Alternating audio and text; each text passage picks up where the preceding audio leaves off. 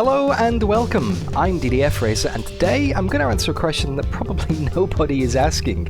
What would happen if Indycar raced at Spa? Now, although Indycar generally tends to stick to North American circuits, they've had a few international events in the past. For example, Motegi in Japan and the awesome Surfers Paradise Street Circuit in Australia. But what about the iconic Spa-Francorchamps in Belgium, arguably one of the best ribbons of tarmac in the world? Now, an Indycar might not be as spectacular as a Formula 1 car, but it's still nothing to be sniffed at, with incredibly fast top speeds of up to 340 kilometers an hour and lots of aero grip as well. Over the course of a lap here, there may be 10 seconds a lap slower, but the way that the Indycar gets to that lap time is completely different. Most of the downforce is generated through ground effect, as opposed to intricate wings, which means a lot less dirty air and just it's easy to follow another car. Theoretically. Now, there's also no fuel flow limit, and with much smaller tanks, races tend to be a series of flat-out sprints with pit stops for refueling in between. And although there's no DRS, there is a push-to-pass system which can provide a rather nice strategic boost in engine power throughout the course of the race. All in all, it makes for some very competitive racing in the Real World Series, so let's give it a try here in RaceRoom.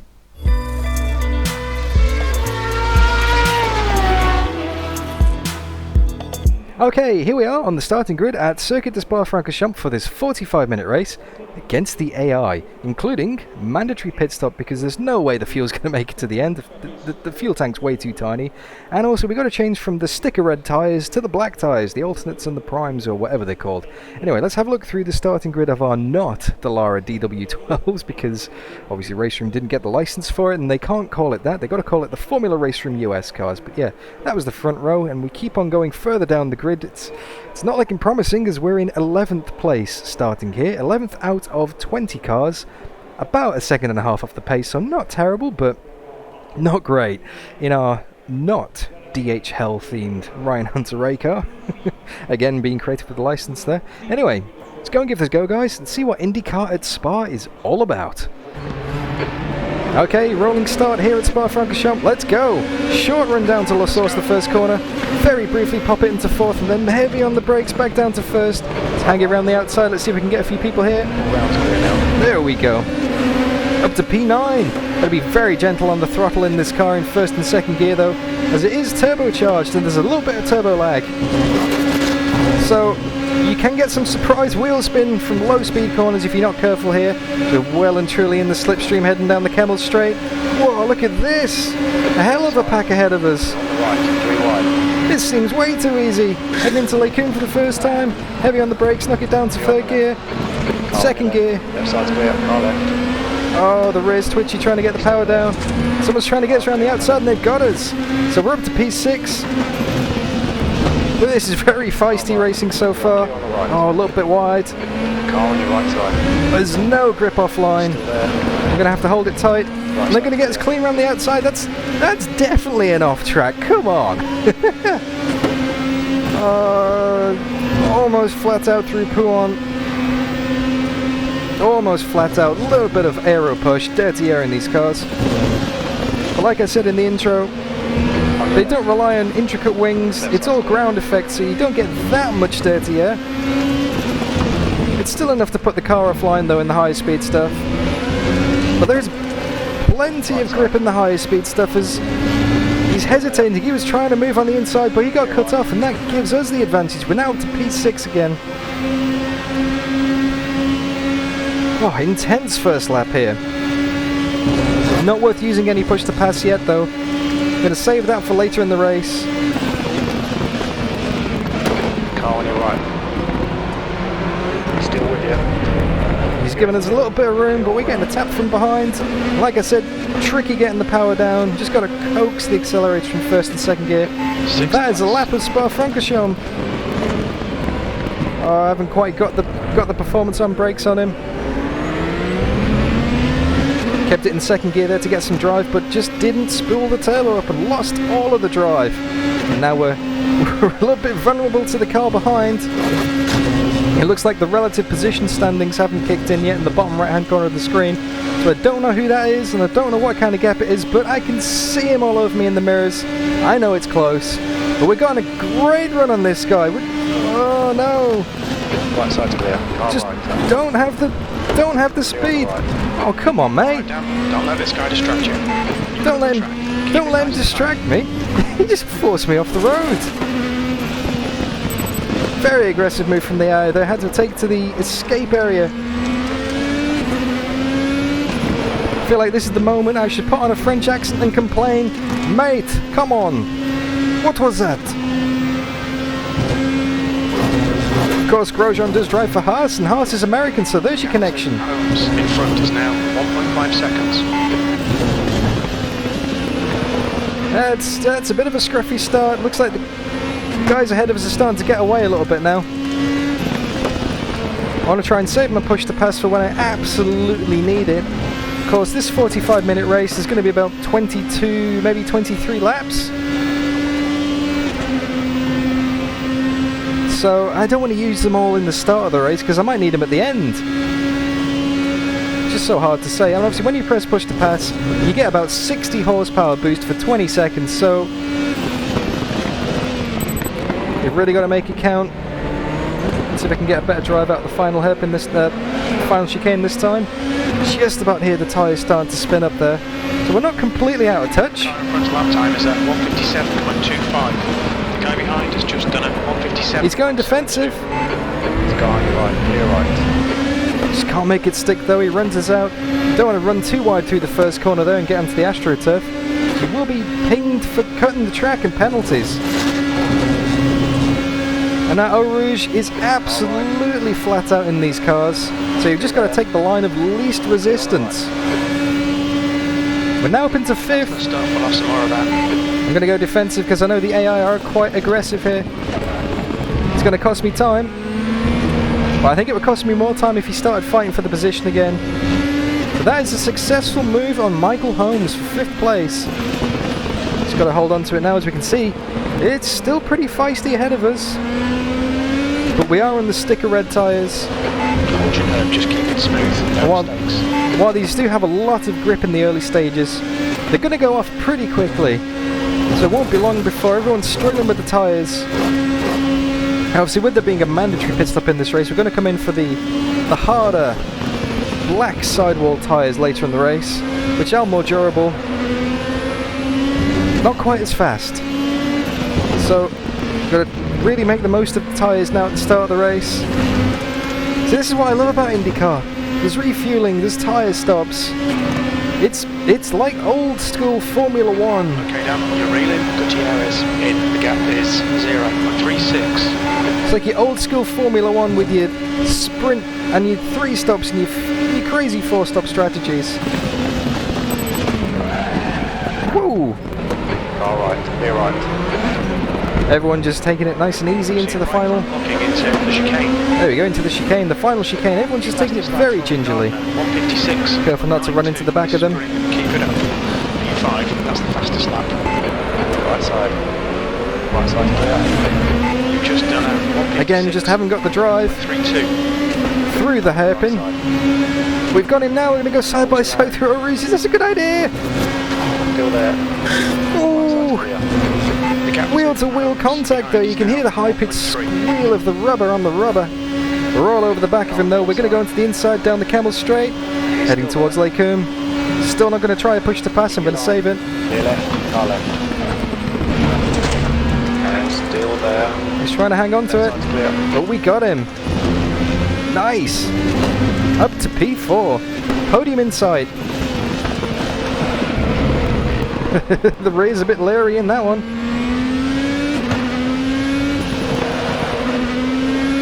It's been a frantic few laps. I haven't had time to really talk about this combination, talk about the car. It's so much fun. I mean, obviously we all know Spa-Francorchamps, one of the best circuits in the world, but this IndyCar, like I said in the intro, it's not to be sniffed at all. Plenty of horsepower, plenty of top speed, plenty of aero grip as well. It's got it all. It feels a lot more manual as well than a Formula 1 car, because it doesn't... It's not quite as precise, and it's not all about the finesse, I guess. I mean, you've still got to be smooth, you've still got to get your lines absolutely spot on.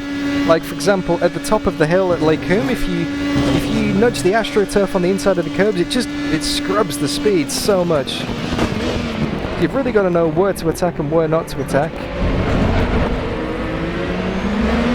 You've got to be very delicate with the throttle as well, but it just feels like a lot more brute force. 5.00. That was 156 and 1-1. Oh, he's going wide. He's going wide. And we're absolutely spinning up the rear tyres as well. We're now on lap 5 of the race already. Whoa. The gap is now 0.8. He's pretty slow into La Source. Good tip from the spotter there, noticing that he's pretty slow. Now let's have a little talk about this circuit. 7 kilometers long, and this straight now from La Source to here in Lake Coombe, it's completely flat out. It's an almost, well, it is 2 kilometers of unadulterated throttle pedal. So it's all about the engine power. So if you're going to use push to pass around this circuit, that would, well, either that place or heading onto the back straight before going, you know, towards the chicane. I can't remember the name of the straight or the corners off the top of my head. But you know which ones I mean. If you're watching this video, you know exactly what Spa is like. But this isn't the only configuration of the circuit that's ever been raced. I mean, if we go back, 30, 40 years, I don't know off the top of my head again. My historical knowledge, it's not great at the moment, guys. I'm the one commentating. I should be giving you the information. But yeah, it used to be a beast of a circuit that used to go all the way from Lake Coombe and join up again right here, out into the villages. Very unsafe, notoriously fast. Can you imagine IndyCar racing here?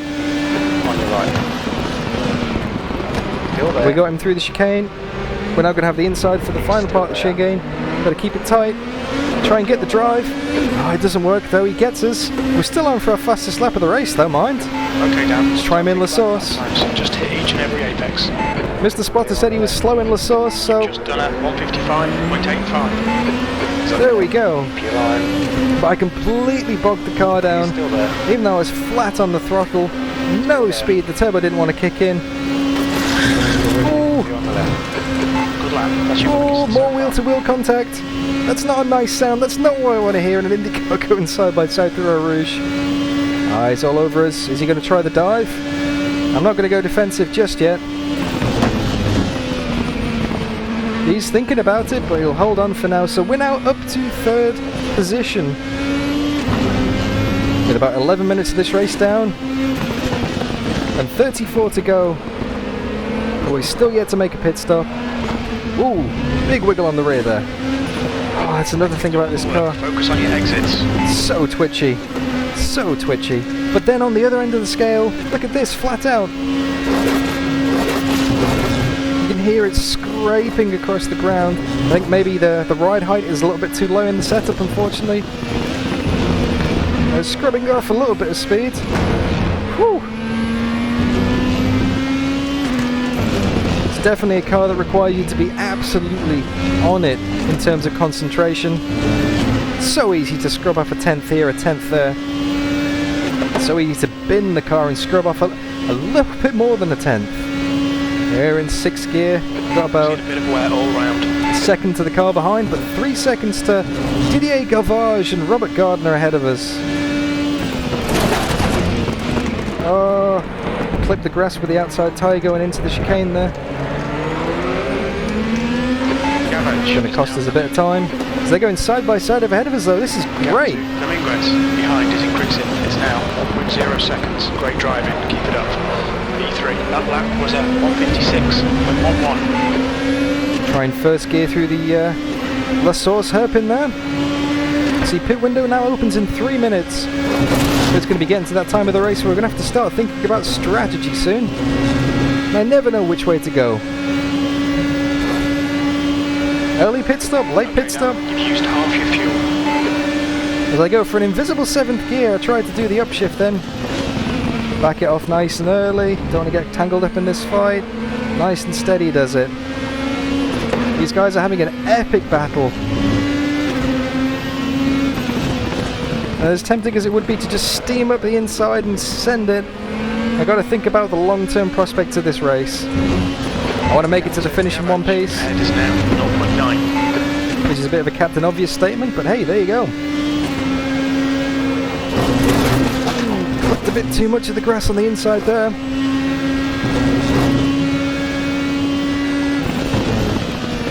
Now, something that this race normally suffers from in real life, which sadly we don't have in RaceRoom, is unpredictable weather.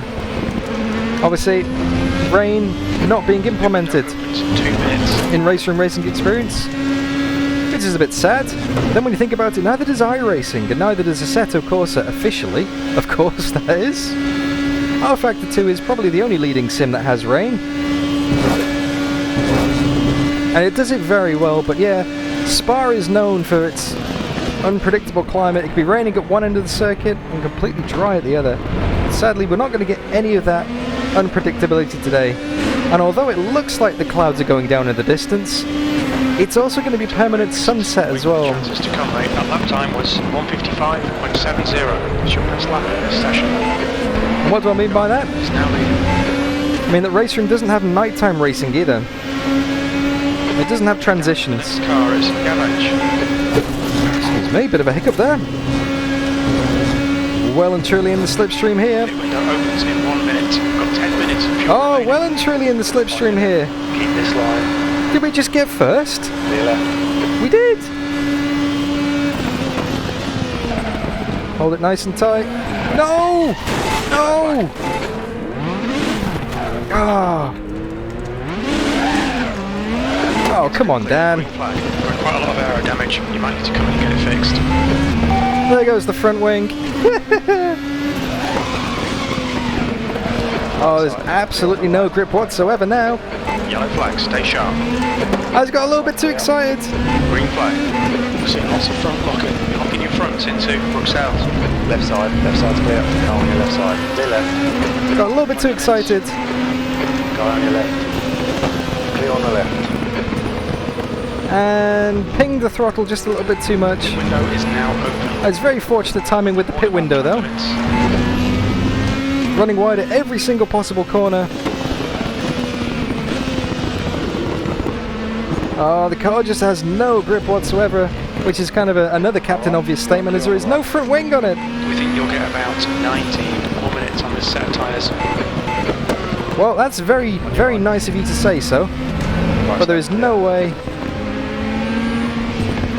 I'm going to be getting any kind of more laps out of these tyres, because I'm coming straight into the pits. He's leading the race. I'm going to fix the aero damage. Going to make sure we're heading onto the right kind of tyres. No, come on. Left side. You're clear on the left. Okay, Dan, just cut the track. Alright. Oh, sorry, mate. Take it easy. On your right. Left side. So here we go, into the pits. See front locking going into the chicane. Make sure the limiter's on. Here we got safe amount of fuel, we've got fixed aero damage, and we've got primary tyres. I think they're the right ones, I hope they're the right ones, otherwise we're going to another set of reds. Box in 5, 4, 3, 2, 1. Box now. There we go. So we can hear the fuel going in the back of the car. Oh, what a pain, guys. What a pain. What an absolute pain. Of course, the damage has got to be fixed. So let's just keep the car here. It's a bit too keen to go. You can hear the mechanics working away on the car here. Drills and all sorts. We're dropping all the way down the field. Do a classic IndyCar style burnout. Push now. Sector 3 is clear. We'll leave the pits. In position 19. 5 seconds to the car behind. 27 seconds to the car ahead. But we are on tyres that should get us to the end of the race. However, the fuel does look a little bit too risky. I'm about a minute short maybe. About half a lap's worth of fuel short, which I'm going to have to do a bit of fuel saving if I want to make it to the end of the race. And how exactly does one fuel save in an IndyCar? Yeah, so Winter Huber behind is now 9.8. You got to shift early. Pitting. And you got to do some lift and coast. So not be absolutely aggressive on the throttle. It's easier said than done when you're going wheel to wheel and every bit of momentum counts. Yeah, there's a definite lack of grip on these tyres compared to the red stripes. Now on primaries. Let's take it nice and easy as I get used to the car. Good job by the mechanics getting the front wing on. Woo! Bit of a wiggle.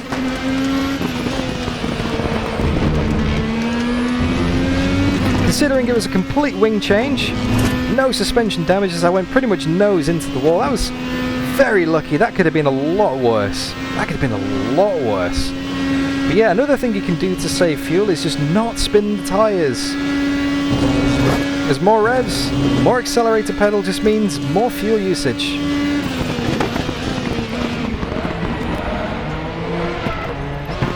So I've got to be nice and gentle on the accelerator without losing too much time. It's a horrible balance to try and make. E19. Obviously 19th place is not where I imagined I would be spending this race. But I'm going to use some push to pass. I'm going to use it for the first time this race and I can feel the extra horsepower in the car. It's going to try and offset some of the lower revs. We need all the help we can get to try and salvage a result from this race. Next car ahead is now 10 seconds down the road. Right down, you're reeling Passos. The gap's now 8.0. 8 seconds. I think he might have a problem. I think Mr. Passos ahead of us may have a slight problem. We're closing up incredibly quickly. Now of course what this is going to do as well, being in clear air, gives us a good chance to set some nice solid laps. Some nice trouble-free laps, some clean laps, some good pace, which we didn't really have the chance to do before because we were just battling with other cars. Gavage is now in the lead. So there always comes a time in the race which is critical. I mean, all of the race is critical, I guess. You've got to go as fast as you can all of the time, within reasons of strategy and conserving the fuel and tyres. Isn't that just the most ambiguous statement ever, I guess? But the point I was making is you have to go fast, but there are certain points of the race which are absolutely critical. I get the feeling this is one of them now. Fresh tyres, lots of push to pass, clean track. All about making up some time now, see what we can salvage. So I'm going to be quiet for this lap. Yellow flag. This is going from bad to worse.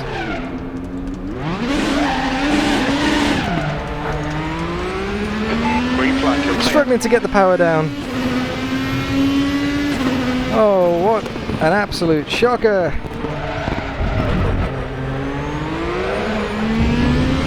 Yeah, I'm going to be quiet for this lap, guys. I'm really going to concentrate. I'm going to try and set a solid lap and try and close up to the guy ahead of me.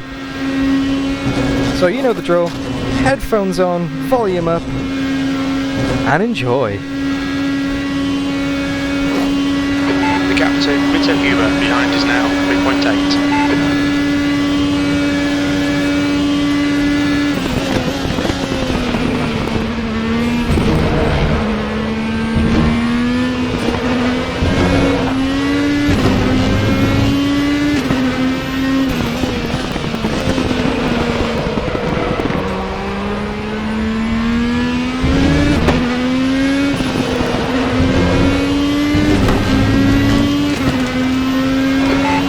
Is leading the race.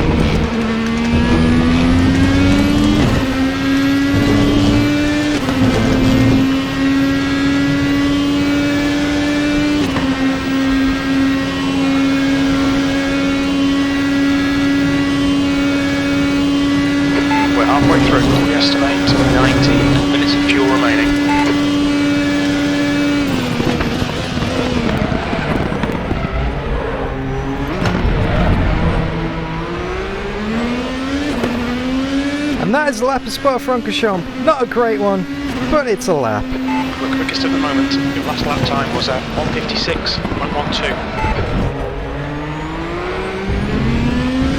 Very difficult car. Very difficult car to drive. Very twitchy. Now I could put more rear wing on, but that's just going to absolutely kill the speed down the straight. That's not worth it. So you've really got to make a fine balance with the setup of this car. Got to compromise through the corners and the straights.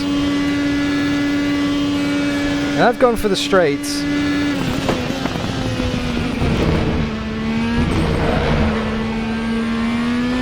gap to Motegi behind is increasing. It's now 7.2. And the turbo really makes things tricky as well.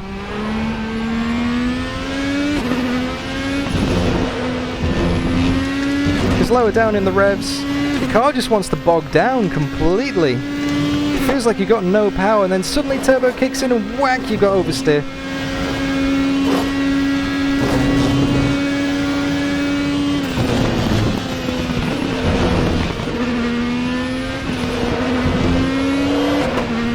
Just like that.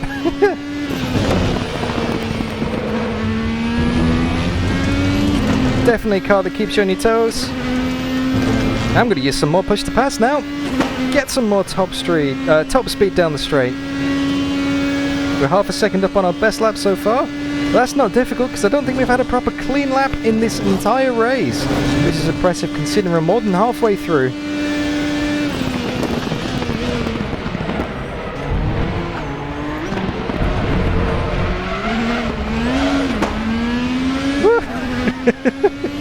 So much fun, but it's so leery. Fastest lap. Your lap time was 1:54.91.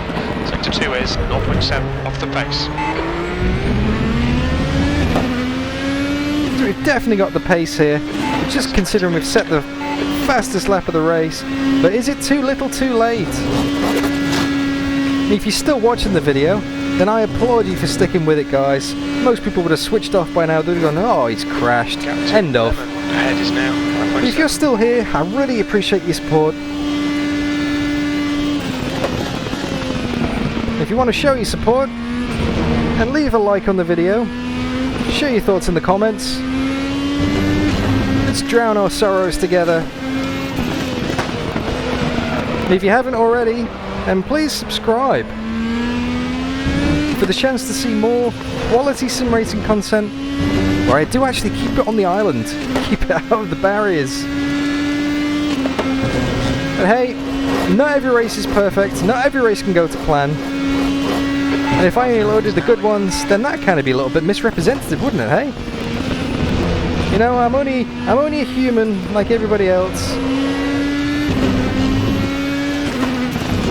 We all make mistakes. We all drive pretty terrible races sometimes. That's what makes the good ones feel even better. And there's no point in giving up either because, well, you never know what's going to happen. I mean, we're closing up on the guys ahead. We've got 18 minutes left in the race. You never know. People could run out of fuel. People could very well be skinny on fuel and have to make a little splash and dash at the end. Or the tyres may go, or there may be a pilot. You just never know. In fact, I can see cars ahead of me on the track. Gap to Motegi behind is now 12 seconds. That's the fastest lap of the race. That lap was at 1:54.74. That's more like it. Closing up nicely. I can actually I can actually see the cars ahead of me. So that just gives me hope already. And these aren't even guys that have pitted. Although I think someone has pitted and come up behind us. Tom Richardson. The guys ahead. Oh, that's for position. Yes. It's not over yet, guys.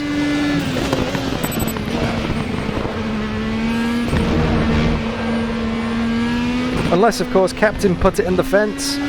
Puts it in the fence again.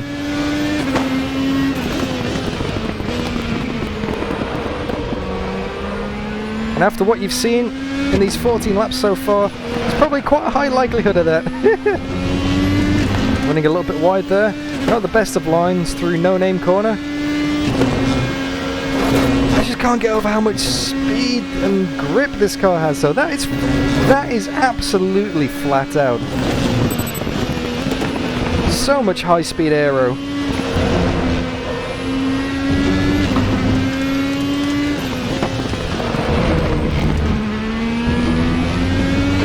Window closing in 2 minutes. Exactly what I was going to say, Mr. Spotter. Looks like the pit window is going to be closed in 2 minutes. So anyone who hasn't made a pit stop, now's your chance. And hopefully that we could get a couple more positions out if anyone ahead of us hasn't stopped yet. But yeah, we're definitely closing in. It looks like there's a nice little battle. People going side by side into the chicane as well. We drive through a little bit of tyre smoke. You see 2-3 cars side by side. Give it another couple of laps, we'll be right with them. We've got 6 bursts of push to pass left as well. The gap is now 3.4 seconds. You're slower than us into La Source, 18th. We're currently setting the pace. You've just done at 155.66. So I'm not going to use my push to pass yet, because I'll be with them soon. I don't want to waste it, because I know I'm going to catch them. I'm going to save it for a more strategic option. I'm going to get it and use it on the straight, I think. Because that way I can just pull clear closes in 1 minute. with slipstream and push to pass. Make it nice and clean so they don't fight back. Can't afford to lose any time whatsoever. The gap to Richardson behind is increasing. It's now 4.4. I do get the feeling that this car is lulling me into a false sense of security. I'm starting to trust it again. And I know, as soon as I start to trust it, this is exactly what happened before in the race. As soon as I trust it, as soon as I get any kind of confidence, it just goes nope and smacks you down. Alright, we're getting so much closer now.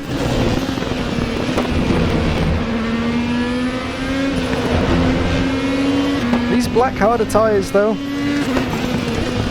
they feel alright. They're not fading anywhere near as much. I do feel minutes left, that's 15 minutes. like I can push them quite a lot, as I think Okay, the window's closed. we're almost in slipstream range of Passos ahead of us now. We can get a good run through the final chicane and the La Source hairpin at the start of the next lap. We could get him. We're definitely closer though. Car left. Left side's clear. We could even get him before the chicane. How about that? That was very slow from him there. That was Awesome, well done. way too easy. We're now back up into 17th. P17, that lap time was 156.31. You were second off the pace in sector 2. Is it push to pass time? Oh, I don't know. We're a little bit too far back, I think. We need to be a little bit closer. The active Lemon in front is now 0.7. So we're in the slipstream, that's for sure. 10 minutes of fuel remaining. I think we're going to be a little bit short on fuel though. I think we might have to come in and make another pit stop. Oh, I think we pitted too early.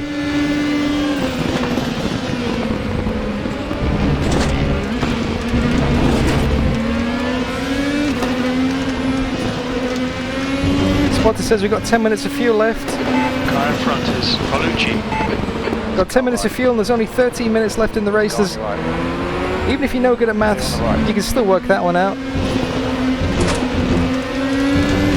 Yes, we got a good run here. Oh, this doesn't feel like a good idea. Still there. Still there. Right side's clear. He does give me the space though, to be fair.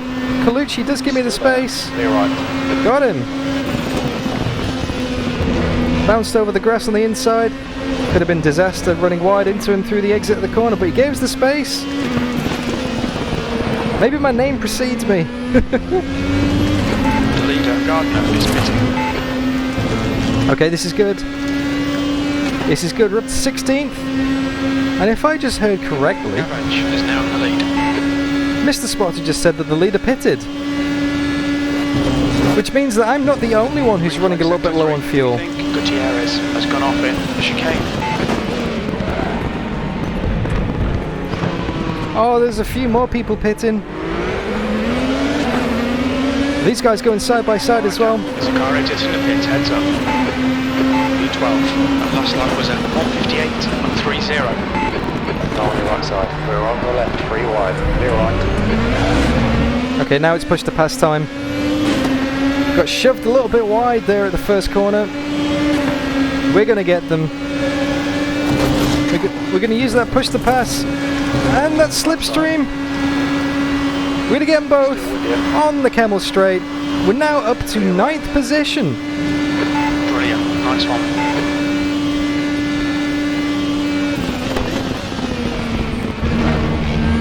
My fuel estimate keeps on updating. I've got a little heads-up display inside the VR headset which tells me how much fuel I've got left in laps and time.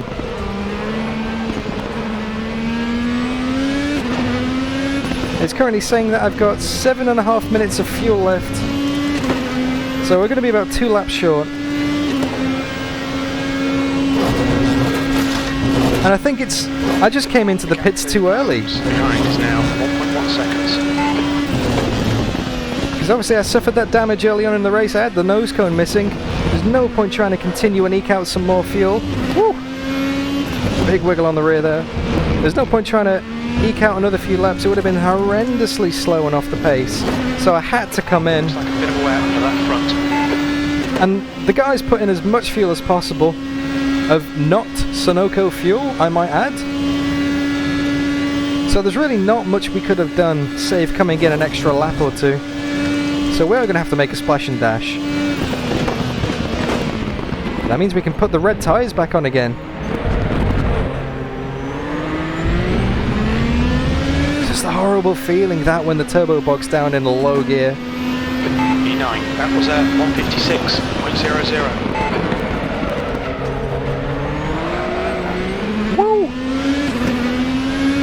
What this means is we're going to get a chance to really put the sprint on at the end.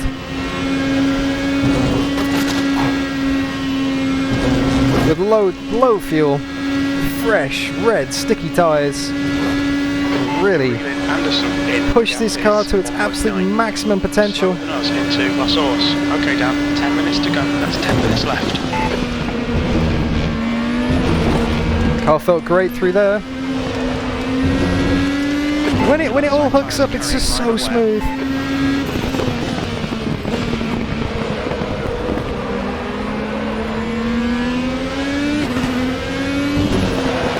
And looking back as well at the fuel, I don't think there was anything I could have done to have managed the fuel better than that. Well, I mean, even with horrendous amounts of fuel saving, I don't think it would have made a difference. 2 laps is a hell of a lot to save. The pace would have been nowhere. Whoop. Just on the limit of grip.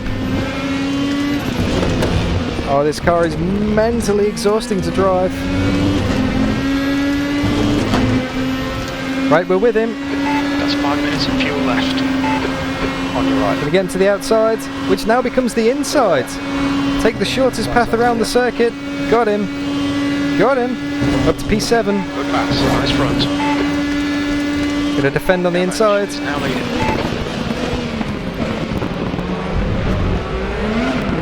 Oh no, wheel spin. On the left side. Ah, slow speed traction gets me again. We're matching race pace. Our left side's clear. 7th position. That was at 155.78. Come on, car, come on. I'm going to use some push to pass to defend against him now. I need to break free, otherwise he's going to get the run all the way down the Camel Straight. Okay, so we've got about 2 laps of fuel left. It really is going to be just an absolute splash and dash as I go for that invisible 7th gear again.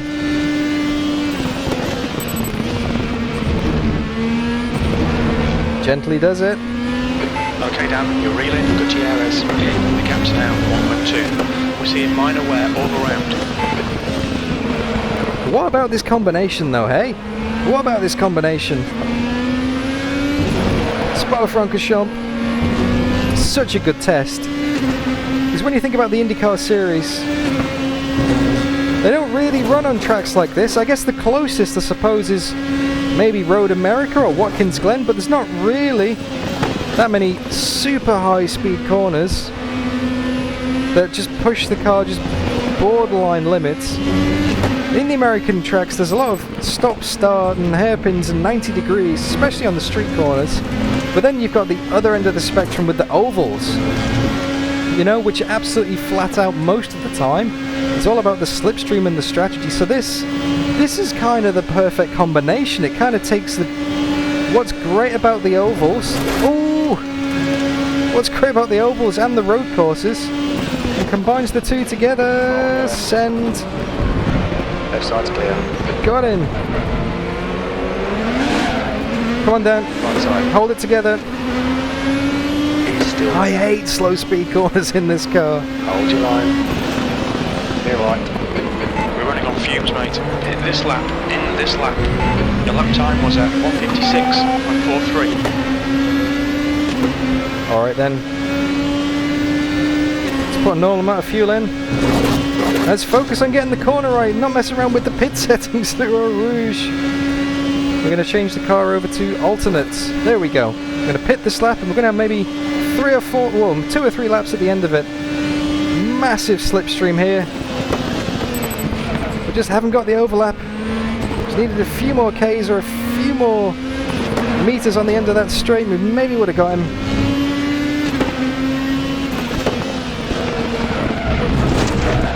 Oh, lock the rears going in there. Very lucky not to spin the car. The gap to Madsen ahead is now 0.8. And I wouldn't say that was the tyres going off or the brakes going off. I'd just say that's driver fade more than anything else. It's currently very hot here in Brisbane. Nearly 40 degrees ambient air temperature. Oh, on your right. Right side's clear. Way late on the brakes there, so... You're looking your right front going into turn 13. yeah, concentration is definitely fading, that's for sure. It is now 0.7. As is all energy from my body. It's just too hot for this. Way too hot for this. We've got 3 litres left. We're pushing it to the absolute limit. But we are up to 6th position.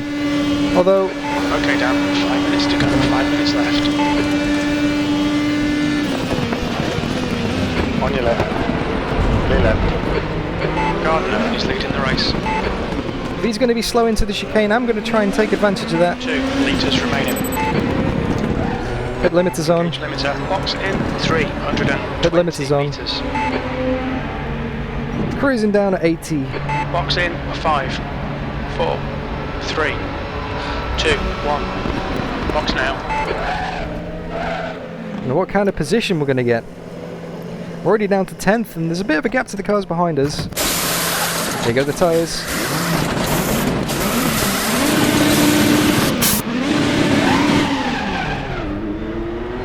There's traffic behind, keep your wits about you.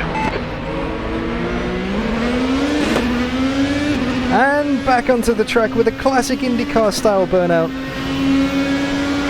Push, get this guy. I don't know about you guys, but I think the sounds here in RaceRoom for the IndyCar are absolutely spot on. Like if you go and listen to some onboards of the Real World Series and compare it to this, it's just one for one. It's amazing. I often find myself thinking that I'm in the middle of a highlights video or something.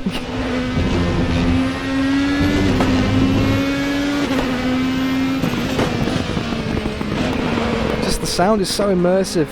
Absolutely love it. 10 minutes of fuel remaining. Great job, Sector 3.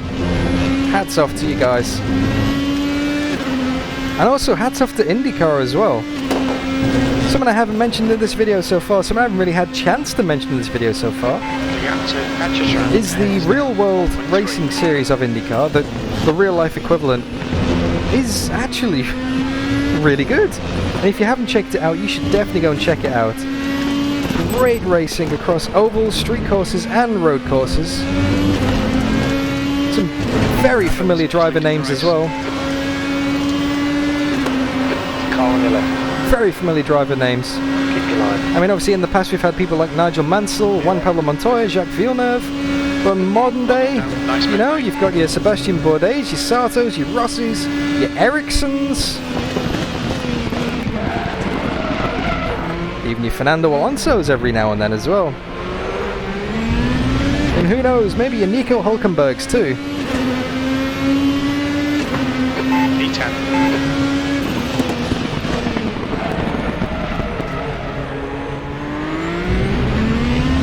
Definitely using some push to pass now to try and get away from this guy. But the great thing about IndyCar as well is you can go onto their official YouTube channel. 2 minutes to go, 2 minutes. They've actually got a recurring section called Fast Forward, and basically after every race they do a 30 minutes highlight video, which is just awesome, completely free. You don't have to sign up or anything, you don't have to, you know, sell your soul to watch some IndyCar. You just have to go onto the YouTube channel and it's free. That's how I keep up with the season, at least anyway, and there's some absolute classic races. Obviously with it being a spec series, it is a lot more down to the driver. There's a lot more unpredictability, there's a lot more variation in your winners as well. I mean, obviously the cream rises to the top and you get the champion at the course of the season, who is legitimately the champion, of course. You know, they've scored the most points over the course of the season.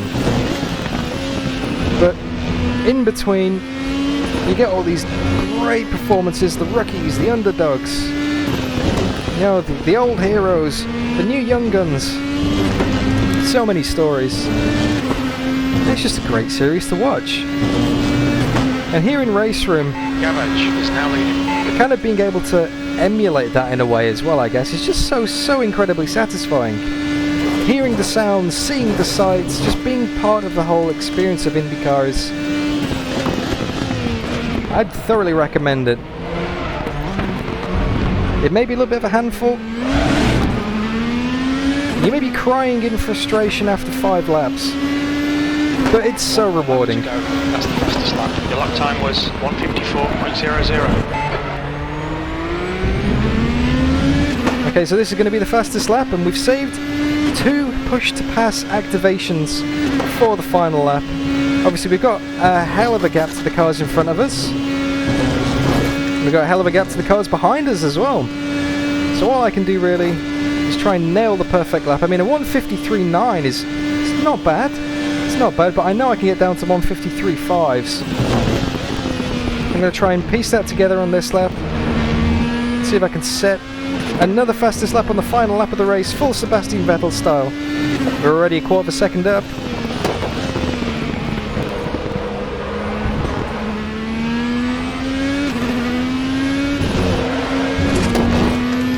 Already half a second up. 3/4 of a second up. Wow, okay. Low fuel and red sticker tyres really coming to life at the end of this race for me. I haven't got a hope in hell of catching the guy ahead. That's not the point. I mean, I'm in the top 10, which ain't too bad to be sniffed at considering we drove half a lap earlier in the race without a front nose. Use our next push to pass. And see if we can get to the 1:52s. That would be a hell of a fast lap if we could. Just line of least resistance. I can see the cars ahead. Wow, we we closed up a lot on that lap.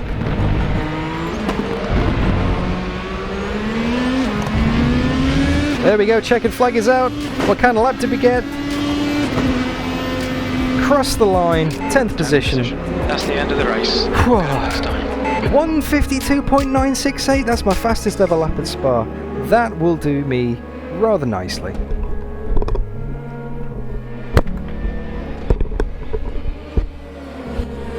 Holy moly, that's that's a sweaty experience, guys. It's a hell of a sweaty experience. That was draining, but so much fun.